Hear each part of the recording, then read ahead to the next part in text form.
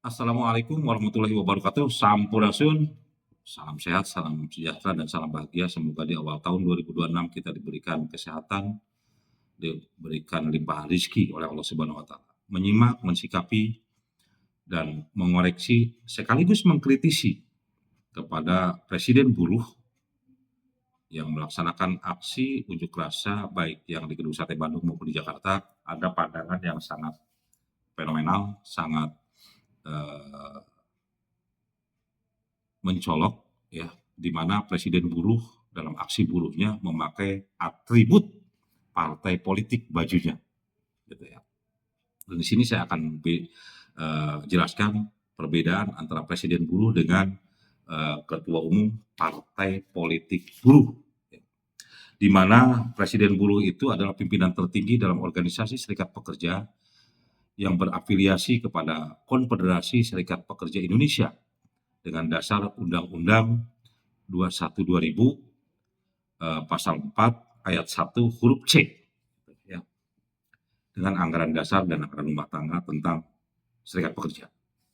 Oleh karena itu, punya tugas dan kewajiban mengadvokasi hak-hak pekerja. Ya.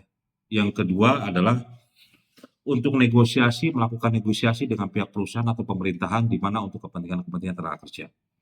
Yang ketiga, melakukan pendampingan untuk membantu anggota dalam hal penyelesaian masalah ketenagakerjaan seperti PHK, sengketa kerja, atau tuntutan hak. Yang selanjutnya adalah edukasi. Edukasi di mana bahwa Presiden buruh dalam hal meningkatkan kesadaran dan pengetahuan kepada anggota dengan melakukan pelatihan dan diklat. Yang selanjutnya bahwa Presiden buruh memiliki hak untuk menyampaikan aspirasi buruh, tuntutan buruh dengan negosiasi, dengan musyawarah.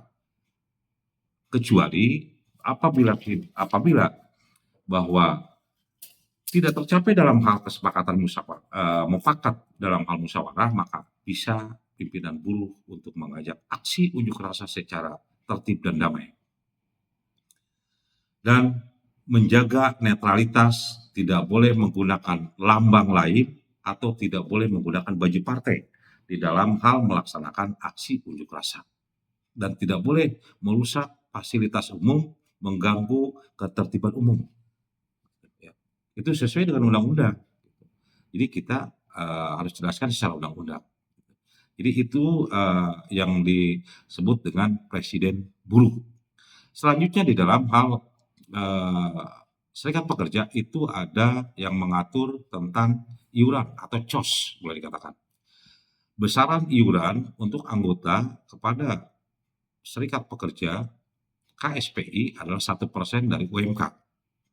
Nah, dan KSPI mengklaim atau sesuai dengan data BPS adalah mempunyai anggota seluruh Indonesia, karyawan pabrik, karyawan PT adalah 1,2 juta.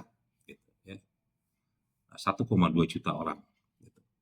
Jadi iuran itu adalah 1% dikali UMK atau UMSK dikali 1,2 juta orang. Pembagiannya adalah dari iuran tersebut 40-50% adalah untuk pengurus unit kerja yang ada di perusahaan, 20-25 untuk pengurus pimpinan cabang yang ada di tingkat kabupaten, 15-20 untuk pengurus daerah atau tingkat provinsi, kan ada ketuanya tuh yang kemarin bicara gitu ya, Ketua Serikat Pekerja Indonesia tingkat provinsi, itu adalah masuk dana ke sana itu adalah 15-20%.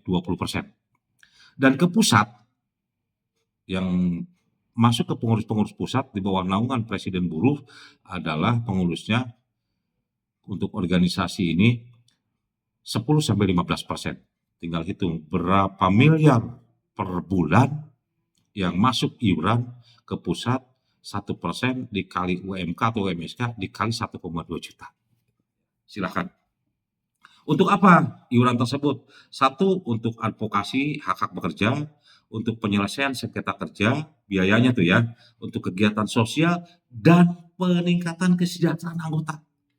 Nah, apa yang sudah diberikan oleh serikat pekerja terhadap anggota dalam iuran tadi, gitu ya. Gitu.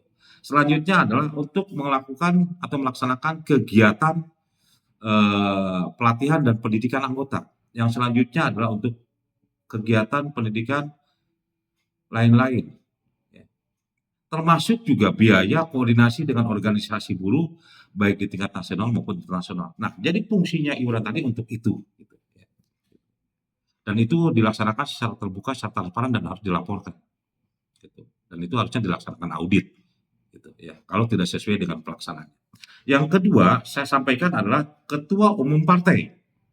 Ketua umum partai politik buruh itu adalah pimpinan tertinggi dalam struktur organisasi partai politik yang dimana berbasis ideologi buruh atau ideologi pekerja, gitu ya. Yang mempunyai hak dan kewenangan menyampaikan aspirasi dan tuntutan pekerja melalui jalur politik, bukan di jalanan. Gitu. Dengan tugas adalah untuk kepentingan pekerja. Dan ini dibentuk berdasarkan Undang-Undang Nomor 2 Tahun 2000 tentang partai politik. Sudah jelas kan, berbeda. Yang selanjutnya mempunyai tugas, fungsi, dan kewenangan. Maka tugas dan fungsi kewenangan ketua umum adalah memimpin dan mengawasi jalannya organisasi partai, mengembangkan kebijakan dan strategi partai, mengadvokasi hak-hak anggota dan pekerja atau buruh. Ya, advokasi, gitu, sama dengan yang tadi. Fungsinya adalah sebagai pemimpin tertinggi partai, mengangkat dan memberhentikan pengurus partai, mengkoordinasikan kegiatan partai politik di tingkat pusat sampai daerah. Nah, kewenangannya bisa mengambil keputusan strategis tentang partai politik, mengawasi pelaksanaan kebijakan partai. Dan ini adalah tugas-tugas daripada ketua umum partai politik. Selanjutnya saya sampaikan, yang saya dengar, yang saya baca, pernah membaca juga, ada yang namanya bahwa dana partai politik dibiayai oleh anggota. Ini perlu pertanyaan. Kalau saja ada penyalahkewenangan bahwa dana iuran yang dipungut tiap bulan dipakai dana untuk membiayai partai politik, itu sudah salah dan itu pelanggaran, ya, pelanggaran besar, gitu ya, sesuai dengan Undang-Undang 21 2000 termasuk Undang-Undang Partai, dan di sana termasuk Undang-Undang Ketenagakerjaan pasal 189 itu ada pelanggaran, gitu ya, di mana pelanggaran itu dalam hal menggunakan dana iuran tenaga kerja kepada partai politik. Oleh karena itu, pertama adalah saya sampaikan ada indikasi dan dugaan pelanggaran yang dilaksanakan oleh Presiden buruh karena melaksanakan atau memakai baju partai politik itu adalah melanggar tentang netralitas yang dilanggar oleh Undang-Undang 21 2000. Gitu ya. Gitu. Nah, ini secara administrasi, maka Presiden buruh harus mengundurkan diri secara formal, mencabut izin organisasi serikat buruh, memberhentikan kegiatan-kegiatan serikat buruh. Itu bisa dengan pelanggaran-pelanggaran itu. Yang selanjutnya, dalam hal pelanggaran penyalahgunaan dana iuran serikat pekerja dialihkan atau dipakai untuk membiayai partai politik, maka ini melanggar undang-undang, gitu ya. Baik di Undang-Undang 21 2000 pasal 45, ya, itu dengan sanksi pidana 5 tahun, dan Undang-Undang Nomor 31 Tahun 99, Undang-Undang 20 atau Undang-Undang Nomor 20 Tahun 2001 dengan pidana penjara 20 tahun penjara dan denda 1 miliar. Apabila terbukti dengan nyata ada faktanya, ada yang laporan, ada yang melaporkan bahwa ini penyalahgunaan dana iuran serikat pekerja dipakai dana partai. Apabila ada yang melaporkan atau ada fakta yang membenarkan itu, gitu ya. Nah, ini tidak main-main, gitu ya. Nah, oleh karena itu saya sampaikan kepada pekerja agar paham, agar mengerti bahwa tidak dijadikan komoditi untuk kepentingan partai politik semata, demi kepentingan orang-orang partai politik buruh yang ada di atas, gitu ya. Dan yang rugi tetap adalah anggota serikat buruh, gitu ya. Itu mungkin yang saya jelaskan.